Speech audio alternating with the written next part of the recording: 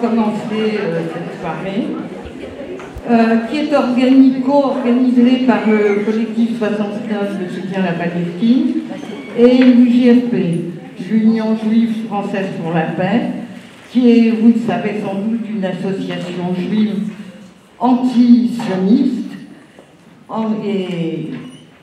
et antiraciste également. Ça fait partie de nos combats, l'antiracisme. Et nous luttons depuis des années pour le soutien à la cause palestinienne. Donc, je ne vais pas garder la parole, je vais vous présenter Michèle Sibony, qui est le porte-parole, une des porte-paroles de l'UJFP national, et qui est également co-autrice de ce livre dont nous allons débattre.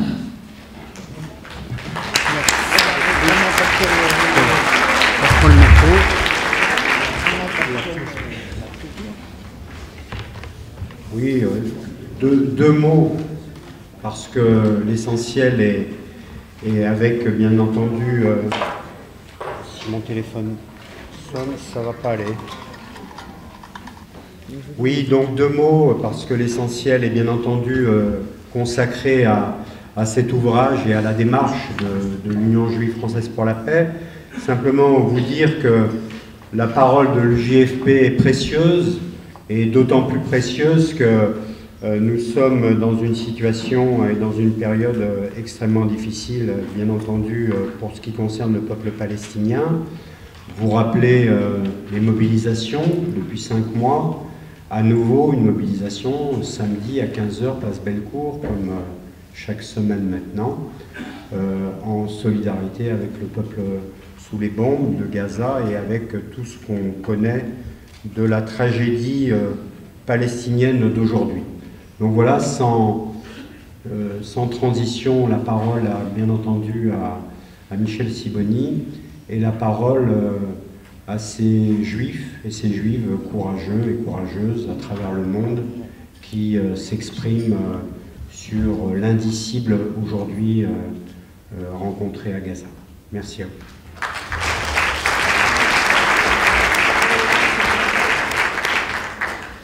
Bonjour et merci d'être aussi nombreux, mais Jérôme me disait à l'instant, mais qu'est-ce que tu crois, c'est Lyon ici. Donc bravo Lyon, ça me fait vraiment très plaisir d'être là, malgré toutes les circonstances que nous connaissons. Ça va, on m'entend bien? Voilà. Je vais quand même, avant d'aborder la présentation du livre elle-même, faire un petit préambule de quelques remarques sur la situation d'aujourd'hui. Et je vais commencer par donner quelques chiffres, ceux qui ont été donnés d'ailleurs le 4 mars dernier par Mustapha Barghouti, qui est un médecin et homme politique palestinien de Cisjordanie, dans un interview avec Piers Morgan, où il est opposé à l'avocat Alain Dershowitz, et à qui il fait un état des lieux factuel. Inutile de vous dire que depuis le 4 mars, ces chiffres sont dépassés. Mais il rappelle 12 000 enfants tués en très bas âge, 2 ans, 3 ans, 5 ans, 6 ans. Est-ce acceptable, questionne-t-il. 30 000 civils palestiniens et 72 000 blessés par l'armée meurtrière israélienne, ce qui représente 4,5% de la population de Gaza tuée ou blessée. Rapporté à la population des États-Unis, dit-il, cela reviendrait à 12 millions de tués ou blessés en 4 mois. Et 70% de tous ces gens sont des civils. Est-ce acceptable, répète-t-il. Non seulement les tueries se font par bombardement, mais aussi en organisant la famine. 50 000 femmes enceintes ne trouvent pas d'endroit où accoucher. 64 000 femmes qui allaitent ne peuvent plus aider leur bébé. Et 700 000 personnes sont à présent affamées par l'interdiction d'entrée de lait, farine, nourriture à Gazaville et au nord de Gaza. Et pire, il tire sur les gens affamés qui essayent d'obtenir un peu de nourriture. Il leur tire dessus et les tue. 100 tués, 860 blessés. Vous entendez mal? Bon, d'accord. Voilà. Ça va mieux, là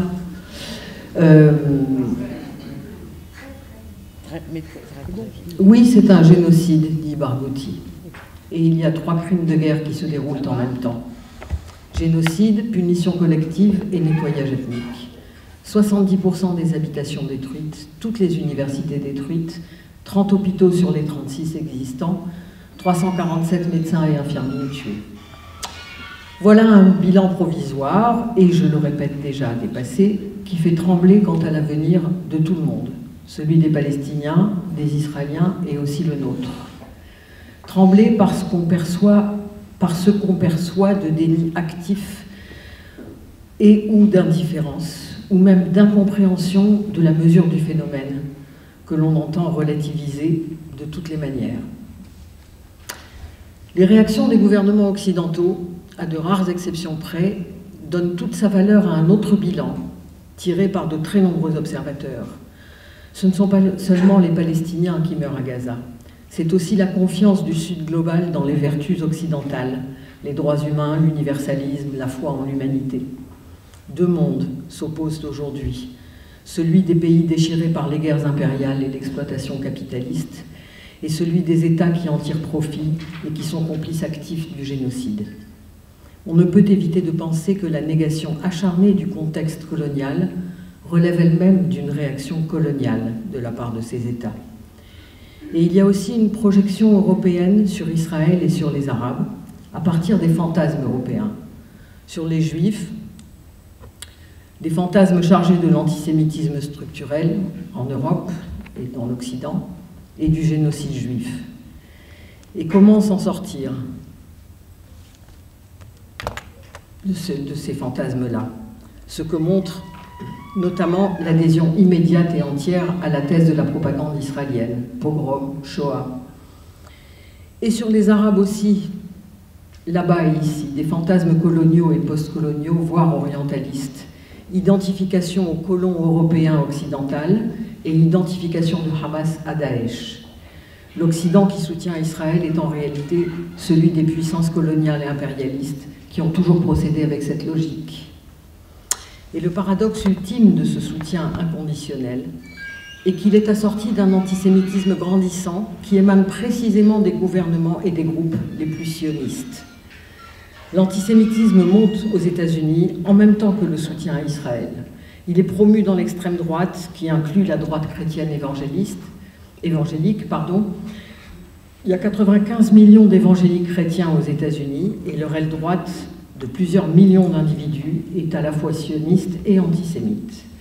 De même, l'actuel gouvernement hongrois, polonais et d'autres extrêmes droites européennes affirment un soutien à Israël en même temps qu'un antisémitisme virulent. Netanyahou a fait alliance avec tout ce que l'extrême droite européenne contient de néofascistes, négationnistes et nostalgiques du Troisième Reich. Tous reçus à Tel Aviv, par exemple, le 5 décembre 2010, avec le nouveau leader hollandais, Geert Wilders.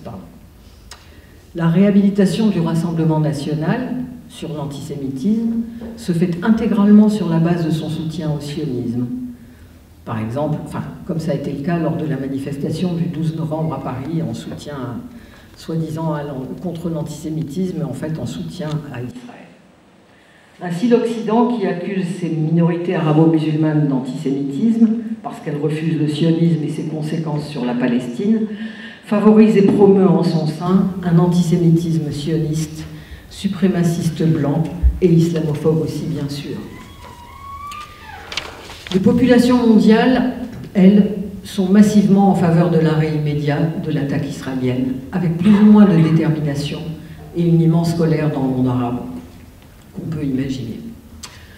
Quant à la population israélienne, elle s'est éveillée dans le cauchemar du 7 octobre d'un long, très long sommeil, soigneusement entretenu par le régime. Sur ce sujet, je vous renvoie au hors-série en ligne, un numéro de hors-série qui est en ligne, avec Eyal Sivan, où il analyse magistralement l'état schizophrénique de la société israélienne, prise entre 1000 contradictions insolubles. Un point essentiel, c'est parce que le colonialisme est totalement absent et nié du discours israélien, où il est remplacé par la pure notion de terrorisme et de sécurité, qu'ils peuvent qualifier la résistance de ceux qui se défendent d'attaques nazies contre des victimes juives, ce qui est de nouveau la réactivation d'un fantasme européen, et sur lequel s'est fondée l'éducation des Israéliens. Je renvoie là aussi à un film fondateur d'Eyal Sivan qui s'appelle Iskor. Mais grosso modo, ce qu'ils ont été élevés et ce qu'ils pensent, c'est qu'ils sont des survivants. Et quand on est un survivant, tout est permis. Et je veux terminer ce petit préambule sur la question de la censure et de ce qu'on appelle aux États-Unis la cancel culture. Sauf que cette fois, la cancel culture, elle vise la Palestine. Ce qu'il ne faut pas dire, c'est dans quel contexte s'insère cette séquence, c'est-à-dire l'avant, largement documenté. On a vu et on voit toujours les attaques de quiconque invoque ce contexte et affirme le droit à la résistance contre un régime colonial. Je pense évidemment à Didier Fassin, je pense aussi à Judith Butler. Ce qui est effrayant, c'est la disparition de la rationalité. Contexte est devenu un gros mot jusque dans l'université et chez les chercheurs. La façon dont Didier Fassin a été littéralement ratatiné par ses pairs sur son intervention est destinée à faire taire tous ceux qui devraient parler. Voici un extrait de sa réponse adressée aux universitaires qui l'ont attaqué. Le débat scientifique suppose le respect de ses interlocuteurs et l'intégrité des arguments qu'on leur oppose. Le flot de calomnies déversées à mon encontre ne relève pas de ce que devrait être la rigueur de la collégialité intellectuelle et de la collégialité intellectuelle. La déformation des propos, la caricature de la pensée, la violence de l'injure, l'incrimination diffamatoire ne sont pas dignes de ce qu'on peut espérer de l'expression légitime d'une contradiction. Là où on devrait attendre un échange d'idées, la seule disqualification de l'adversaire, sur lequel on jette l'opprobre en proférant les accusations les plus graves, n'est pas tolérable. C'est une réponse qui peut englober évidemment toutes les attaques contre Judith Butler ces derniers temps. La bataille idéologique, dont la première victime est la Palestine, est dure, il faut le dire. Il y a des mots interdits, des injonctions à en prononcer d'autres. Le droit de parler et même le droit de se taire sont remis en question. Et encore plus grave sans doute, l'autocensure qui en découle. La propagande palestinienne qui n'a peur d'aucun mensonge est reprise... Pardon, c'est marrant parce que j'ai écrit israélienne quand même.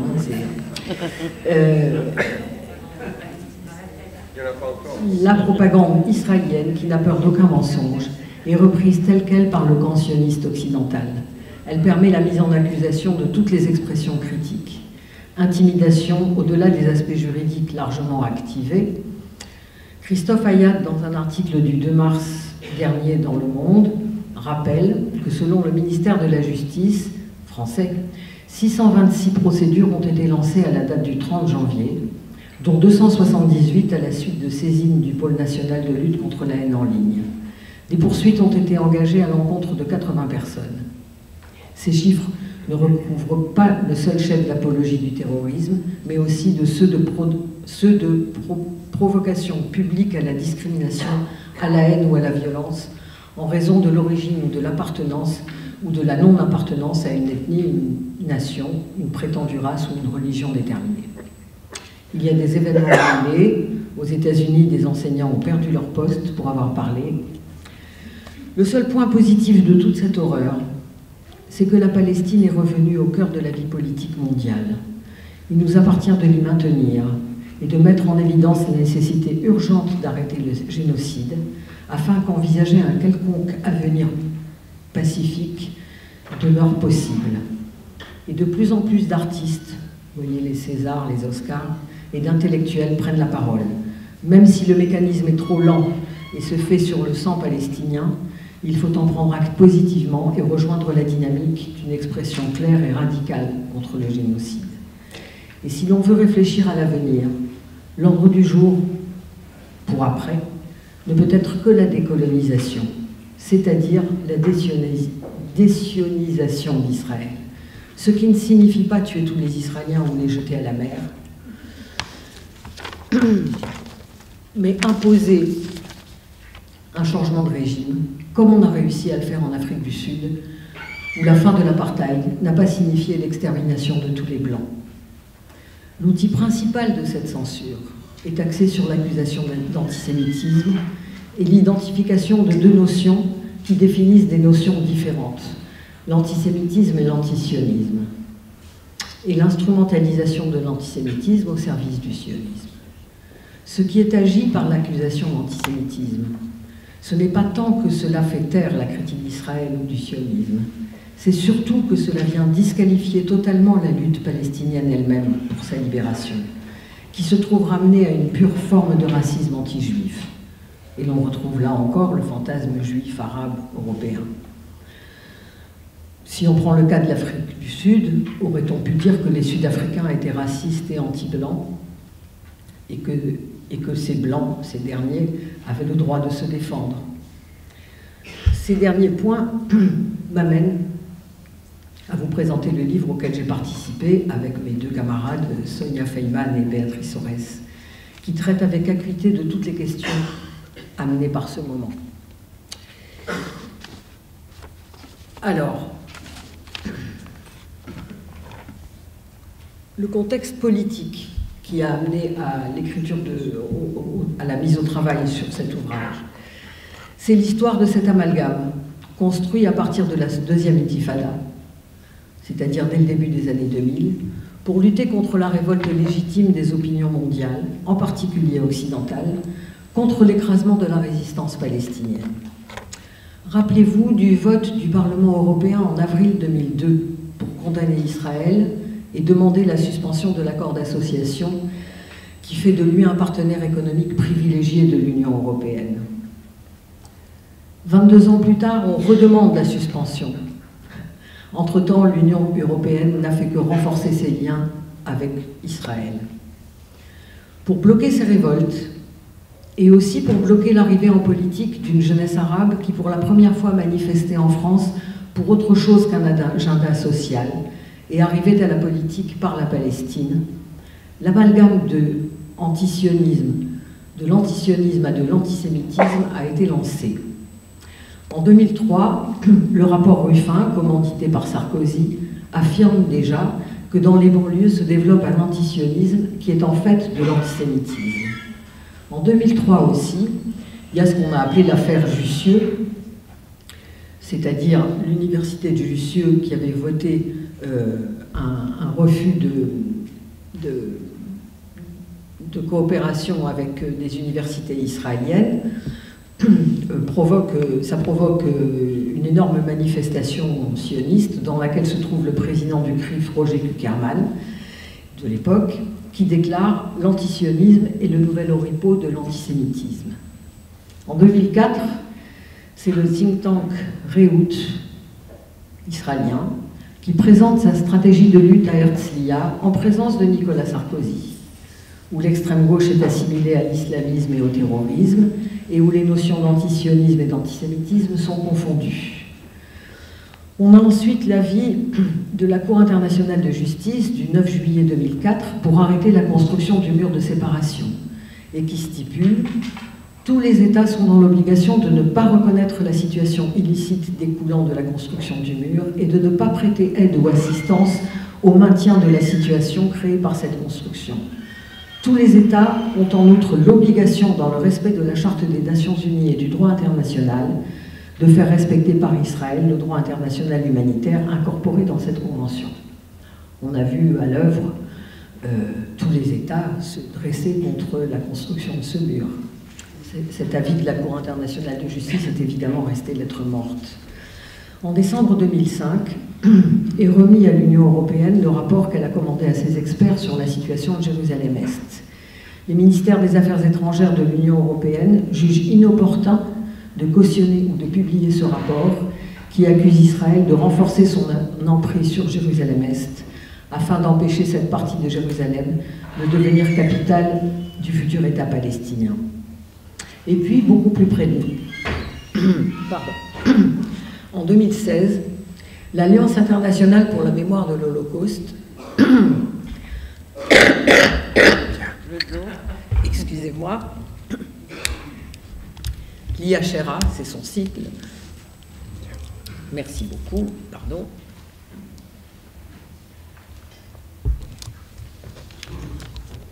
vote une définition de l'antisémitisme, mais dans une définition assez banale de l'antisémitisme et assez consensuelle.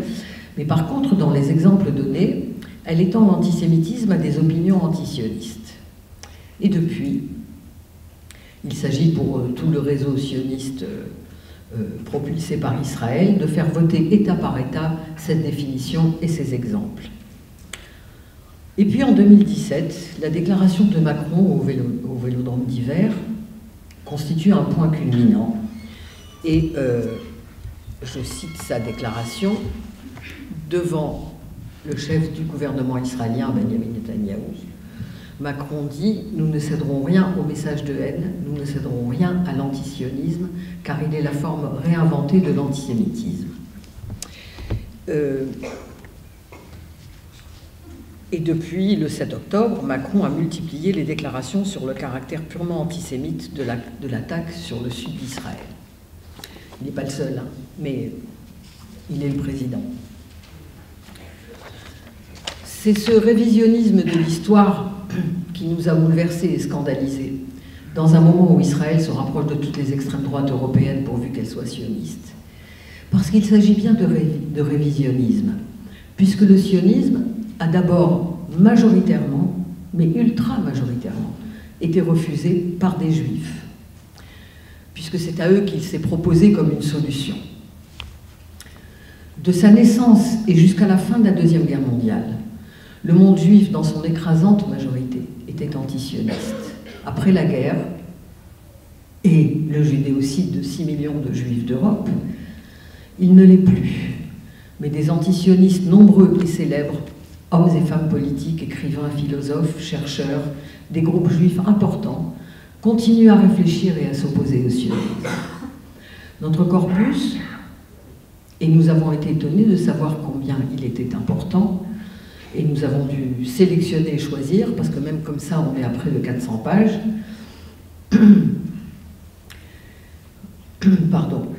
reprend, à travers une sélection d'une 50aine de textes, l'histoire de cet antisionisme juif.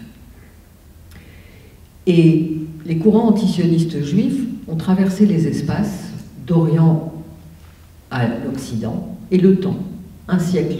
Sur un siècle de sionisme, on a un siècle d'antisionisme.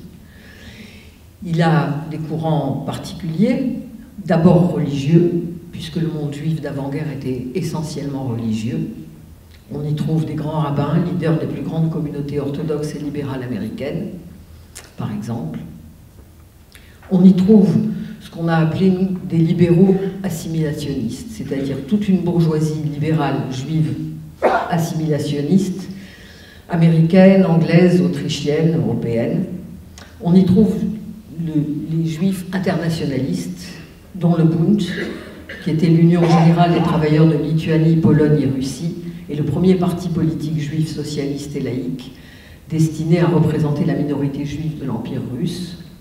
On y trouve les ligues juives communistes irakiennes et égyptiennes. On y trouve des auteurs marocains. On y trouve Trotsky, bien sûr, Rosa Luxembourg et bien d'autres.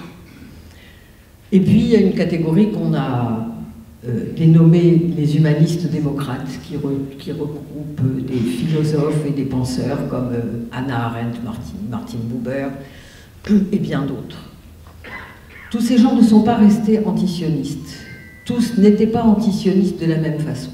Mais tous et toutes ont au moins à une période de leur vie critiqué le sionisme comme porteur de danger pour la judéité et le judaïsme, et aussi pour la population palestinienne qui vivait en Palestine. Ces différents courants n'étaient pas opposés, mais plutôt complémentaires. Alors au départ, on avait tenté, ça c'est un point méthodologique, on avait tenté une présentation chronologique, et puis on s'est rendu compte, avec des remarques aussi qui nous ont été faites, que c'était un peu ennuyeux. Et donc on a adopté une présentation plus dynamique et argumentative. Nous avons cherché les grands arguments du sionisme contre les antisionistes, et nous avons organisé ces textes comme autant de réponses à ces arguments. Et nous avons trouvé 5 grands arguments qui correspondent à 5 chapitres. Le chapitre 1, nous l'avons intitulé « Sionisme et judaïsme ». Au départ, le sionisme était le fait de juifs laïcs et athées. Le premier congrès de 1897, le premier congrès sioniste, ne cherchait pas dans la direction de la Palestine. Il a réfléchi sur l'Ouganda, sur l'Argentine, sur le Birobidjan. Il cherchait juste une terre à coloniser. Ce n'est qu'au 5e congrès en 1901 qu'est prise la décision d'ancrer le sionisme dans la religion en utilisant la Bible comme source historique et comme cadastre, parce qu'il s'agit de la nécessité à l'époque de convaincre les juifs religieux majoritaires à cette époque et très rétifs. Le sionisme va donc se présenter comme l'aboutissement naturel du judaïsme. Il fait de 2000 ans de diaspora une parenthèse de l'histoire et se présente comme le retour possible dans l'histoire du peuple juif. Il se présente comme la continuité du judaïsme dans lequel la diaspora aurait été une rupture, alors que de fait, c'est lui qui constitue une rupture dans le judaïsme, vécu et expliqué comme tel par les nombreux religieux anciens et contemporains qui s'expriment dans ce premier chapitre. Parce que si sionisme égale judaïsme, du point de vue sioniste, alors ne pas soutenir le sionisme quand on est juif, c'est trahir le judaïsme, et c'est être dans la haine de soi. On trouvera dans ce chapitre les expressions des grands rabbins, chefs de communautés orthodoxes, qui critiquent notamment la volonté de remplacer le judaïsme et ses règles par un nationalisme qui lui est totalement étranger. On y trouve aussi des théologiens juifs contemporains qui explicitent le sens de la notion d'exil dans la religion et sa distorsion par le sionisme. Parce que dans la religion juive, c'est un des textes qui l'explique très bien, l'exil, quand on parle d'exil, c'est l'exil du monde, c'est pas que l'exil des juifs, et c'est pas un exil territorial, c'est un exil spirituel. Dans ce chapitre, on trouve des textes qui vont de 1885 à 2007. À titre d'exemple, en 1885, la plateforme de Pittsburgh, aux États-Unis, pose sous la direction du rabbin Isaac Weiss les principes du judaïsme réformé américain, ultra majoritaire aux États-Unis, le judaïsme réformé. Et je cite ces principes: « Loin d'être une nation, nous nous considérons comme une communauté religieuse, et de ce fait n'attendons ni un retour en Palestine, ni un culte sacrificiel conduit par les fils d'Aaron, ni la restauration de l'une quelconque des lois de l'État juif. » Or, ce n'est qu'en 1999, plus d'un siècle plus tard, que ces principes seront remis en question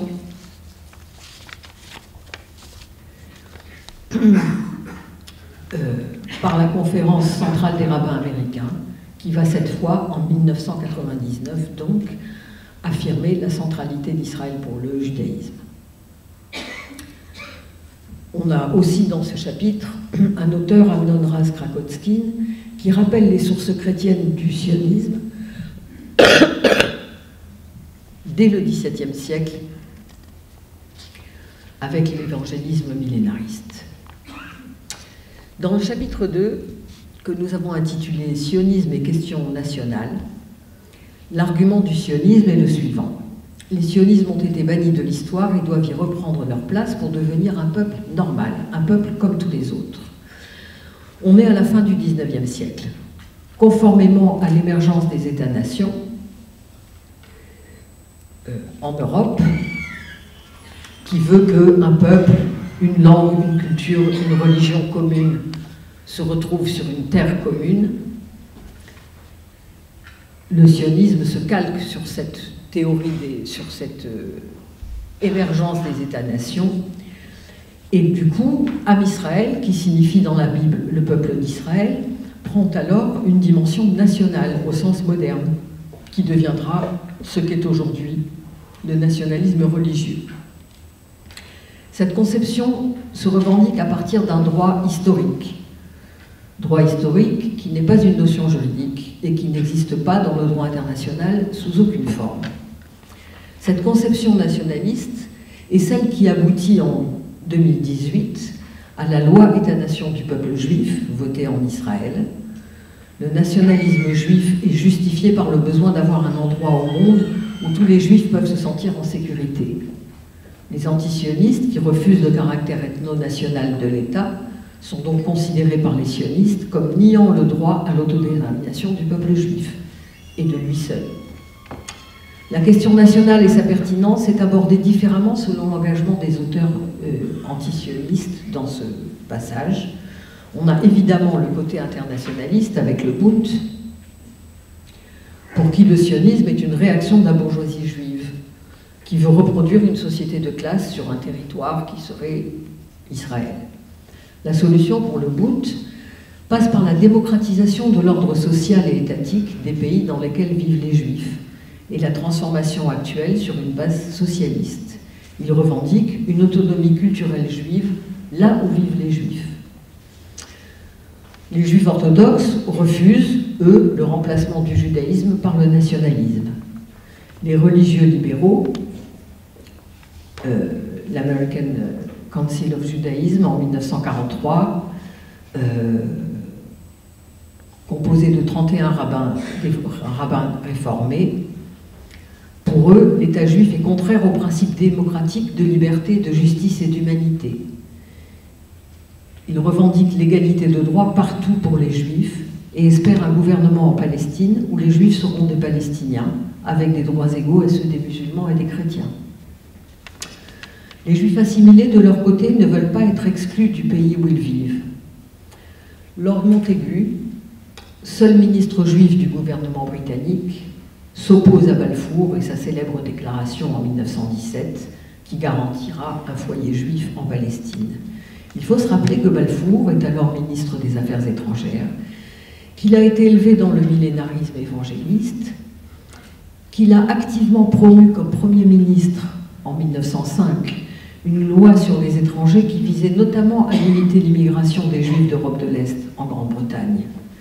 Le célèbre mémorandum de Montaigu, qu'il a intitulé « Sur l'antisémitisme du gouvernement britannique actuel », indique que si la Palestine devenait l'État des Juifs, chaque État voudrait chasser ses Juifs, et on trouverait en Palestine une population autochtone, musulmane ou chrétienne, qui devrait céder la place aux Juifs et serait considérée comme étrangère.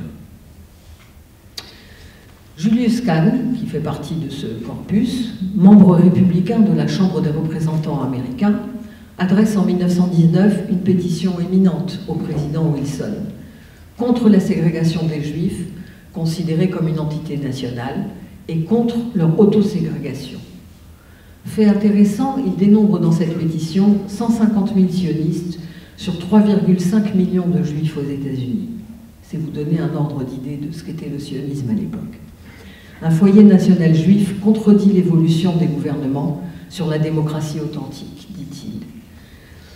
Il est aussi conscient de la période à venir de décolonisation et voit là aussi une contradiction. En Palestine, c'est le rapprochement entre juifs et arabes qui est mis en avant. Léopold Weiss, qui deviendra en se convertissant à l'islam Mohammed Assad, en 1923, oppose au nationalisme sioniste qu'il considère réactionnaire le nationalisme d'Orient révolutionnaire axé vers le futur. Et puis on trouve aussi en Palestine le rabbin Yosef Chaim Sonnenfeld, pilier de la résistance antisioniste, et Yaakov de Han, qui fut assassiné par la Haganah. On trouve aussi dans ce chapitre ce qu'on appelait les progressistes, Isaac Deutscher en 1968, qui oppose une société internationale à l'État-nation en déclin, Hannah Arendt, qui parle de socialisme pour les affaires intérieures en Israël et de sionisme nationaliste pour les affaires étrangères, avec comme conséquence la situation entre les Juifs et les Arabes. On y trouve aussi, et c'est intéressant, Ella Shohat, une Israélienne d'origine irakienne, qui a quitté Israël depuis d'ailleurs et qui vit aux États-Unis et enseigne aux États-Unis, qui a écrit un livre en 1986, Les victimes juives du sionisme, où elle pose les bases intellectuelles du mouvement du judaïsme oriental, ce qu'on appelle les Mizrahim, et la nécessaire alliance avec les Palestiniens.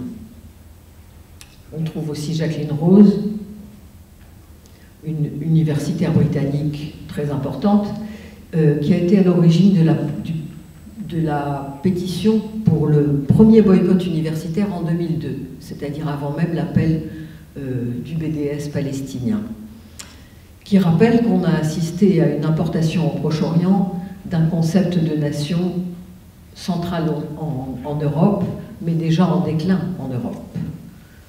Et enfin, Daniel Boyarin, grand théologien et enseignant, je me rappelle plus, il est enseignant en Californie et aux États-Unis. Il a écrit une trentaine de livres, une sommité mondiale, qui développe une analyse intéressante sur le concept de nation juive, qu'il oppose à celui d'État-nation. Pour lui, la nation juive est une nation imaginée dans le temps et non dans l'espace. C'est une nation diasporique qui inclut les Juifs de Palestine. Dans notre chapitre 3, sionisme et antisémitisme, on voit bien que le sionisme se présente comme la solution à l'antisémitisme et l'État juif est présenté comme le refuge de tous les Juifs du monde contre les persécutions antisémites.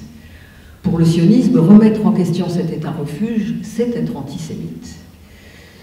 C'est une solution qui ressemble à celle de l'Europe, qui cherche à se débarrasser de ses Juifs. Et beaucoup d'auteurs le soulignent dans ce chapitre. Ils rappellent la ressemblance entre la solution sioniste et la solution antisémite.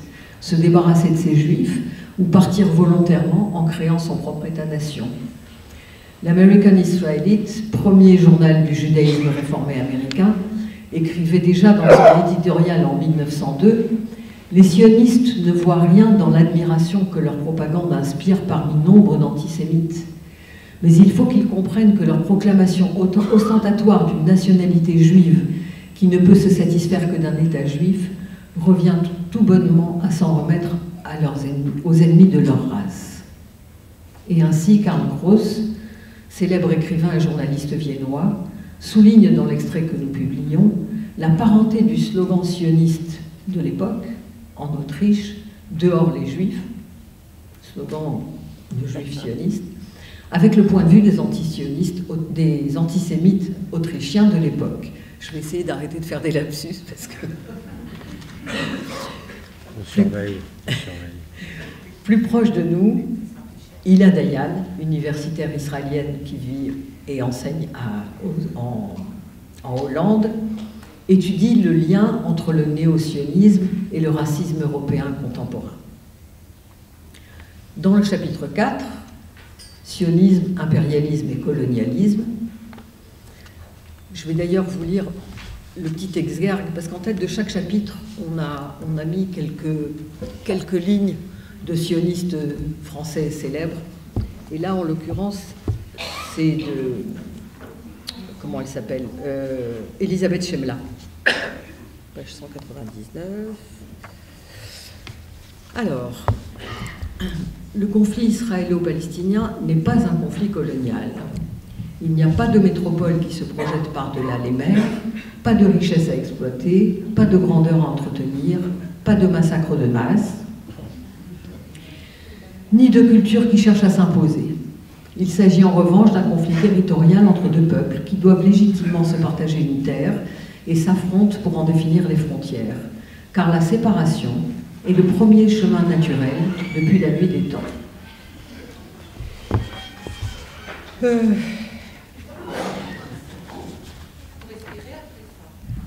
Oui.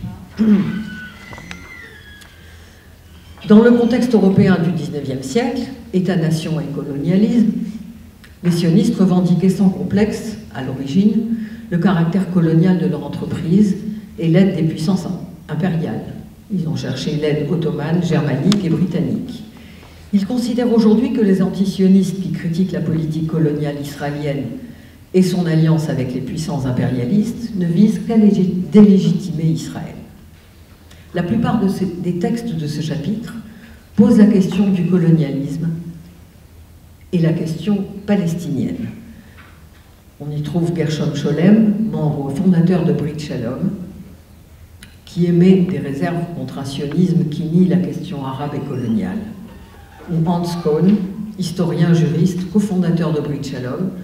Alors Brit Shalom, j'y reviendrai, je vous expliquerai ce que c'est, compare les discours sionistes sur les révoltes arabes à ceux de la presse réactionnaire britannique et française contre les mouvements nationaux indiens, chinois et égyptiens. On y trouve aussi les ligues communistes juives irakiennes, Je vais vous en lire 3 lignes. En 1946,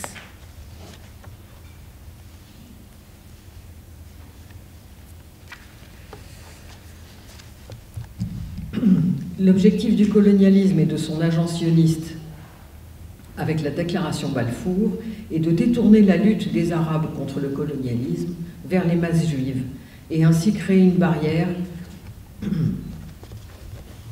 derrière laquelle le colonialisme peut se cacher, préserver ses privilèges et continuer à exploiter et empiéter sur le sang des peuples arabes.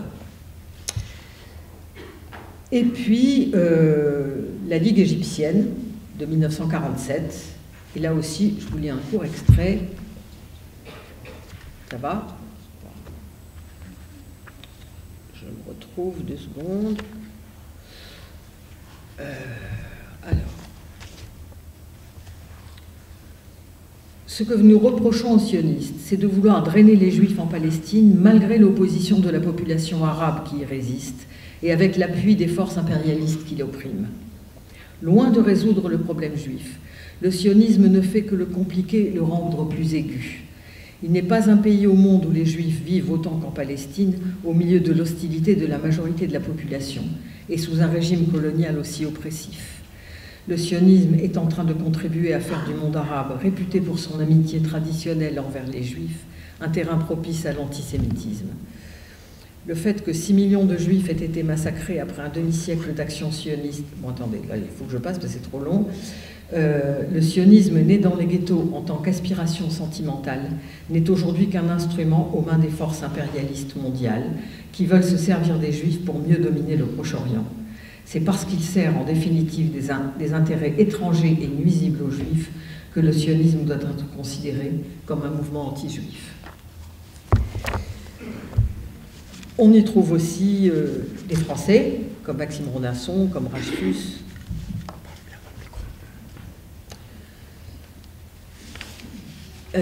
Et puis on y trouve les internationalistes qui considèrent que la question juive ne peut être résolue dans le cadre du système capitaliste. C'est-à-dire on y trouve Trotsky, Abraham Léon, qui a dirigé la section belge de la 4e internationale trotskiste et qui donne une superbe analyse à ce propos dans le livre. Et en Israël, on y trouve des antisionistes qui s'expriment à travers le Matzpen et qui insistent sur la lutte contre l'impérialisme.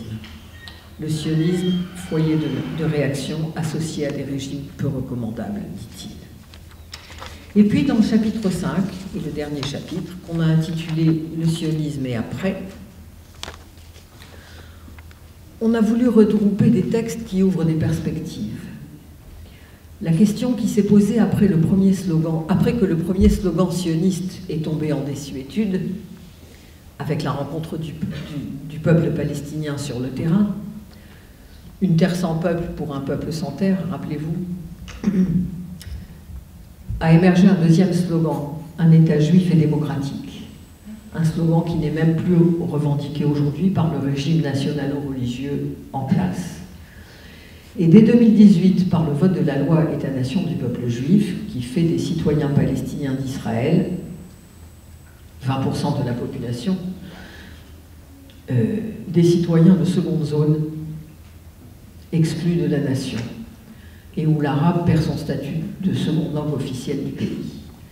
Le sionisme considère que toute remise en question du régime constitue une menace existentielle pour les Juifs et Israël. Des solutions binationales ou fédérales ont été recherchées dès Brit Shalom pour une coexistence dans l'égalité. L'article de Martine Buber est à ce titre instructif, qui explique qu'il y avait 2 tendances dans le sionisme. Une tendance spiritualiste, qui voulait que les Juifs retrouvent leurs sources bibliques sur la terre de Palestine, mais qui, dès qu'ils sont arrivés en Palestine, ont rencontré des Palestiniens, ont compris que le problème allait se poser et n'ont pas cherché à établir une souveraineté juive. Eux ont plutôt cherché à établir une coexistence fondée sur une forme d'égalité. Évidemment, ce sionisme-là a perdu la bataille.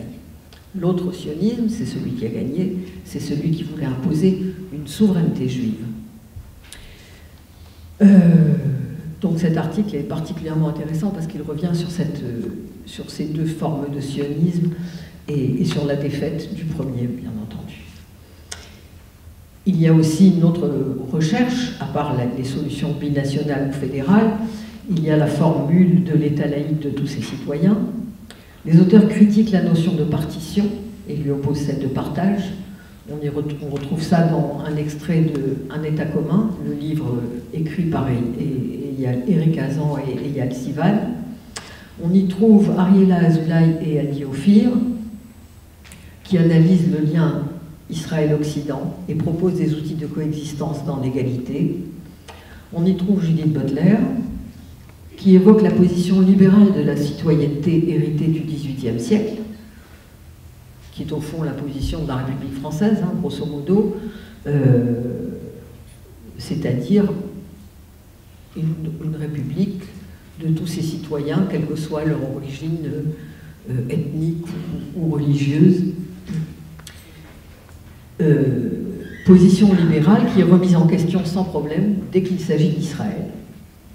On y trouve aussi l'anthropologue Marcelo Swirsky et j'ai oublié son prénom, mais son nom de famille c'est Ben Arié, qui est un architecte israélien, qui évoque la nécessité de décoloniser la société coloniale et qui en cite les moyens.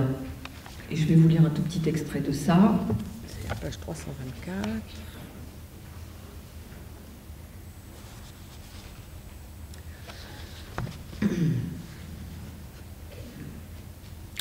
Nous mettons le doigt sur une contrainte historique avec laquelle il faut compter. Abolir les relations coloniales dans lesquelles les Israéliens s'inscrivent implique d'abolir le caractère collectif des Israéliens, c'est-à-dire se débarrasser de leur formation sociale. Leur constitution coloniale actuelle est inadaptée à une société d'égaux. Voilà la catastrophe qui définit non seulement l'impasse palestinienne, mais nécessairement aussi la forme d'existence israélienne et la manière d'être.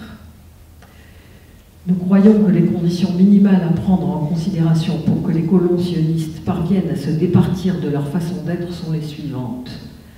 Reconnaître la relation causale qui lie le destin des colonisés à ses privilèges, renoncer au sionisme et se mettre sous la direction des colonisés. L'objectif est d'entraîner un changement générationnel des cœurs et des esprits. C'est certainement un énorme défi, mais qui montre clairement qu'il n'y a pas de place pour un processus de paix au sein du sionisme.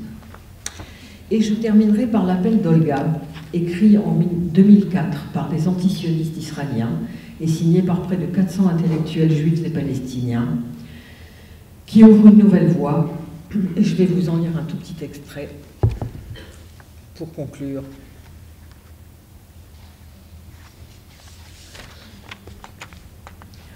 Nous parlons d'une route qui n'a pas encore été ouverte à ce jour. Être honnête avec nous-mêmes, avec nos voisins, et particulièrement avec le peuple palestinien, nos ennemis qui sont nos frères et sœurs.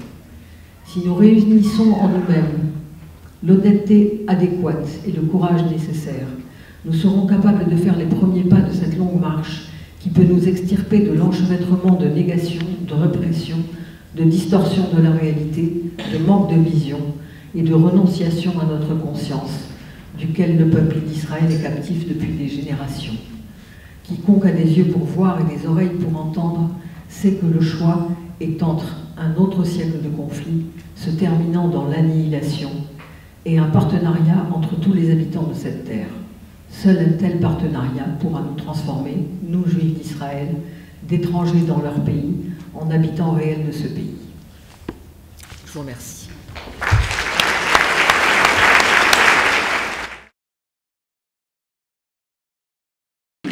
Je me pose vraiment des questions.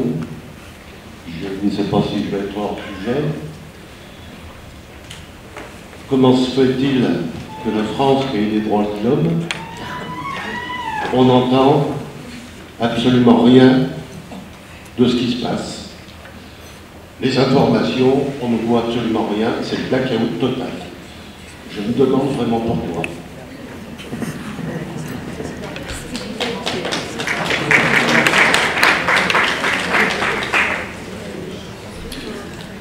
l'Occident a décidé, les pouvoirs occidentaux ont décidé d'adopter massivement la politique israélienne et la propagande israélienne. Alors, je crois que pour comprendre ce qui se passe, il faut partir de l'alliance, c'est ce que j'appelle l'alliance politique néolibérale avec Israël. Cette alliance politique conditionne le reste. Elle s'appuie sur la propagande israélienne, au sens où ce qui s'est passé le 7 octobre a été vécu comme présenté par les Israéliens comme un pogrom. Alors on le sait, un pogrom, c'est commandité par un État contre une minorité, contre sa minorité. C'est comme ça que les pogroms existaient en Russie ou en Pologne, contre une minorité juive, commanditée ou soutenue ou entretenue par un État souverain et fort. On n'est donc objectivement pas dans le cadre d'une telle définition pour ce qui s'est passé le 7 octobre. Le deuxième point, ça a été aussi réactivé de la même manière, qui dit pogrom dit Shoah, c'est-à-dire une volonté d'extermination de tous les juifs là-bas.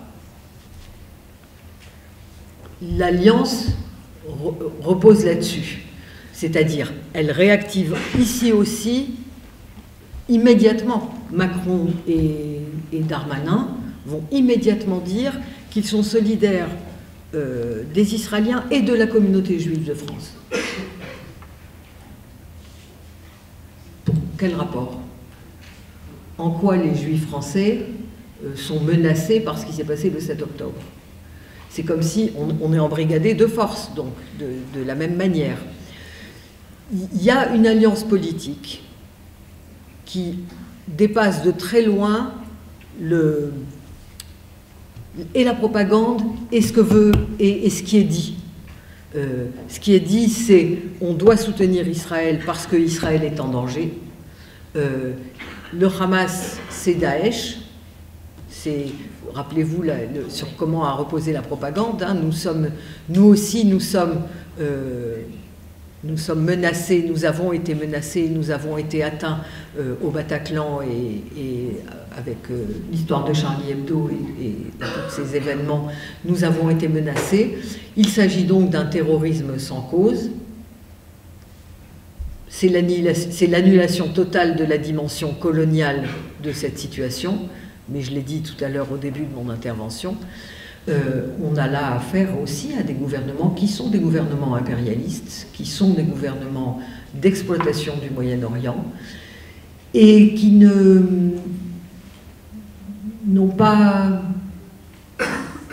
cherchent pas, comment dire, qui n'ont pas la même vision du monde que nous. C'est-à-dire le colonialisme, pour eux, ça leur va. On est dans un néocolonialisme qui ne dit pas son nom, mais qu'on connaît en Afrique, par exemple. On n'est pas dans le même camp, c'est tout. On n'est pas dans le même camp. Et là où ça se voit le plus, c'est la dichotomie entre ce que pensent les populations, y compris la population française d'ailleurs. Je crois que vraiment très majoritairement, moi tout ce que j'entends dans la population française, c'est une certaine colère quand même contre la présentation du gouvernement de cette situation. Moi j'ai pas du tout l'impression qu'en France les gens sont d'accord avec ce que dit le gouvernement sur la question Israël-Palestine et sur ce qui s'est passé, pas du tout.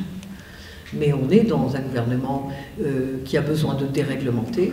Or, Israël ne fait que ça, il n'a fait que déréglementer. Le droit international s'est effondré autour de la question d'Israël. À partir du moment où aucune norme du droit international n'est respectée par Israël et que personne ne bronche, un droit qui n'est pas mis en application est un droit qui s'effondre.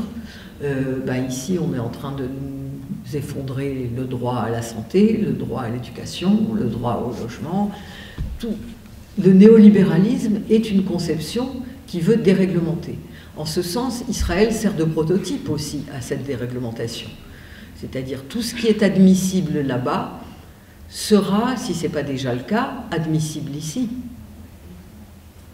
Si on peut faire comment dire, c'est comme ce qui s'est passé aux États-Unis avec le Patriot Act. Le Patriot Act, au lendemain du 11 septembre, a fait perdre des droits à tous les citoyens américains.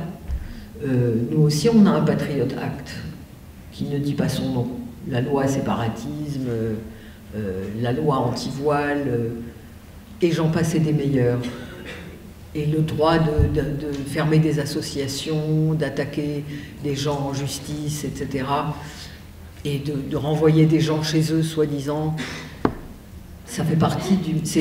C'est ce que font les Israéliens depuis longtemps, le bannissement des gens qu'on renvoie au Liban, ou qu'on a renvoyé au Liban à l'époque, ou qu'on a banni des frontières, frontières entre guillemets, parce qu'Israël n'a jamais vraiment déposé ses frontières. Israël expérimente des méthodes de guerre qui sont des méthodes de guerre modernes. Ça fait trembler parce qu'on voit ce qui va se passer dans les prochaines guerres qui nous attendent. On est dans une alliance politique très importante d'un camp qui est en train de détruire la planète, puisqu'il s'en fout de toute façon. On voit bien aussi en écologie comment il s'intéresse à l'avenir de la planète au niveau le plus élémentaire et le plus immédiat. Et il ne nous reste plus qu'à rassembler nos forces et lutter avec le Sud global contre ce camp-là, parce que sinon il nous achèvera tous. Désolée d'être...